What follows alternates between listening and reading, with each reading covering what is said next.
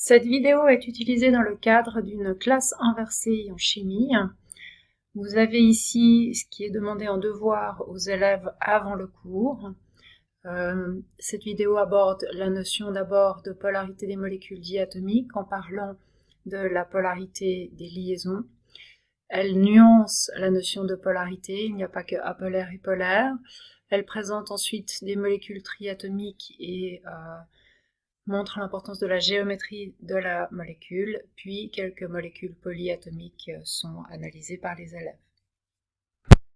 Lors du retour en cours, des mélanges homogènes et hétérogènes sont analysés par les élèves, et puis une expérience de chromatographie est également faite. Nous avons vu précédemment que dans les molécules, il peut y avoir des covalences dites pures ou des covalences dites polaires. Nous avons ici sous les yeux deux atomes liés par une paire d'électrons qui ont la même électronégativité, ce sont probablement les deux mêmes atomes. On voit qu'il n'y a pas de charge indiquée sur ces atomes, et puis si on dessine la densité des électrons, c'est-à-dire la probabilité de présence des électrons, on remarque qu'on a la même couleur partout, c'est-à-dire qu'il y a autant de chances de trouver cette paire d'électrons près du A que de B. Si je change maintenant l'électronégativité de ces atomes et que je baisse peut-être celle de A et que j'augmente celle de B par exemple, et que je fais donc deux atomes qui ont une différence d'électronégativité quand même assez importante, je vois apparaître un delta-, un delta+, qui représente le fait que cette paire n'est plus partagée de façon équitable. Elle gravite plus souvent autour de l'atome B, ce qu'on voit vu que la densité électronique est plus foncée, qu'autour de l'atome A.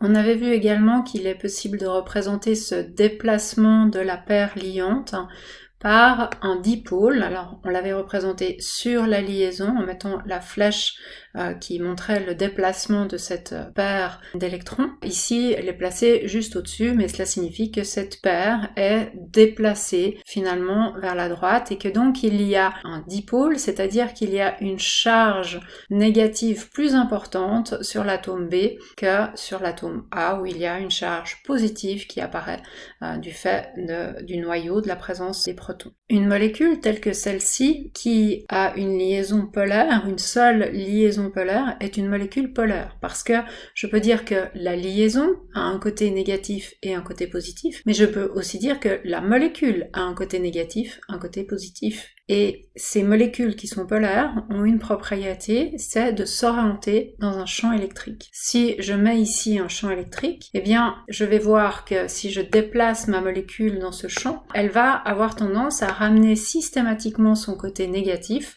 face à la plaque positive et vice-versa.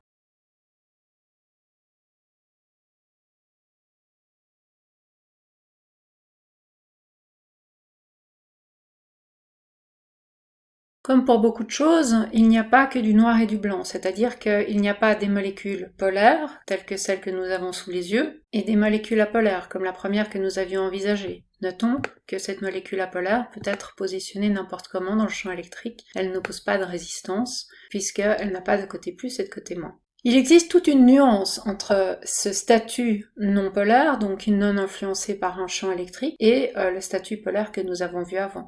On peut avoir une petite charge qui apparaît, et on voit qu'effectivement il va y avoir une orientation, mais on remarque que cette orientation se fait d'une force un peu moindre. Cela signifie que selon le champ électrique qu'elle va rencontrer, elle va être moins influencée qu'une molécule qui sera plus polaire. On avait d'ailleurs noté que pour indiquer la polarité de cette liaison, on pouvait indiquer le dipôle sur la liaison par une flèche et qu'on pouvait en noter une, deux, voire trois en fonction justement de la force de cette différence d'électronégativité. Une différence d'électronégativité de moins de 0,5 par exemple est vraiment négligeable. Elle est très peu importante et elle va avoir peu d'influence. Par contre, une différence d'électronégativité de l'ordre de 1,5 par exemple est très importante et va avoir une influence importante sur le comportement de la molécule.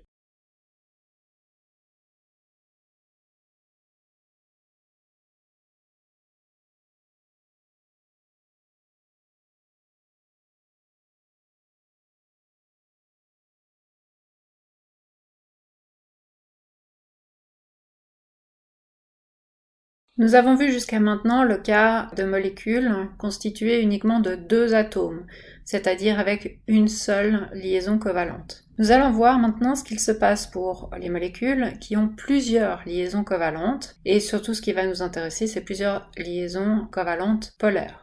Nous allons prendre ici une molécule dont les atomes A et C sont en fait les mêmes, ils ont la même électronégativité, une faible électronégativité. L'atome B a lui une plus grande électronégativité. Si j'indique les charges partielles, le programme indique des petits delta plus et un grand delta moins.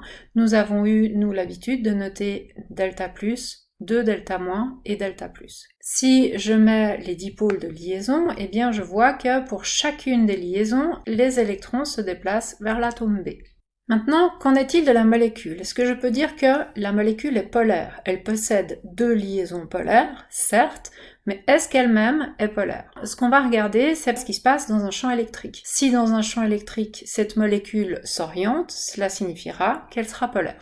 J'enclenche le champ électrique et je vois qu'effectivement, elle s'oriente. Maintenant, on peut se poser la question de pourquoi elle s'oriente de cette façon-là. Et on peut se demander si on peut écrire un dipôle pour la molécule, c'est-à-dire un dipôle final. Ici, si on met bout à bout ce dipôle et celui-ci, c'est-à-dire que je prends celui-ci et je le mets ici au bout, je vais arriver par ici. Cela signifie qu'en fait, mon dipôle global aurait cette forme-là. Et on voit qu'il va vraiment du moins vers le plus. Et que donc, on a l'orientation de notre molécule qui est explicable. Je le fais apparaître ici pour vérifier ce que je viens de conclure. Et je vois qu'effectivement, c'est ce que j'ai pu observer.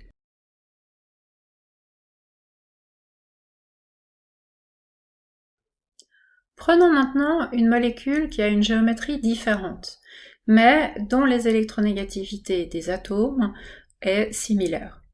Et bien ici, si j'indique les charges partielles, je vois que j'ai la même chose que pour la molécule précédente. Si j'indique les dipôles de liaison, eh bien je peux les symboliser comme ceci. Pour cette liaison, le dipôle va du plus vers le moins, et pour cette liaison, le dipôle va du plus vers le moins. Il représente le déplacement finalement des électrons.